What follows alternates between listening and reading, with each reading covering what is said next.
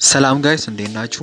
የፊታችን ሰኞ የሚጀምረው የሪሚዲያል ኤግዛም አስመልክቶ ትምህርት ሚኒስቴር አዲስ መረጃን በቴሌግራም ገጹ ለቋል ማለት ነው። እሱን አንድ በአንድ የምናይ ይሆናል ማለት ነው። ትምህርት ሚኒስቴር ከዚህ ቀደም የሪሚዲያል ኤግዛም ለመውሰድ የተመዘገባችሁ በአስቸኳይ ይህንን ማወቅ ይኖርባችኋል ብሏል ማለት ነው። በቴሌግራም ገጹ ገልጿል ማለት ነው። እሱን አንድ በአንድ እናያለን ማለት ነው። ለቻናላችን አዲስ ከሆናችሁ ቻናላችን ሰብስክራይብ፣ ቪዲዮን ደግሞ ላይክ በማድረግ ጀምሩ።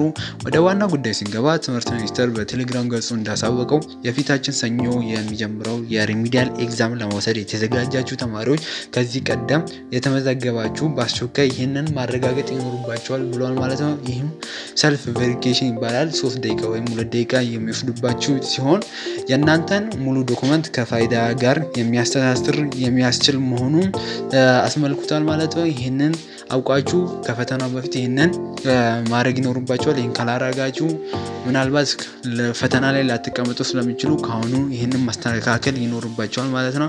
ሌላኛው ደግሞ ቼክ ለማድረግ እንዴት ነው የምናደርገው?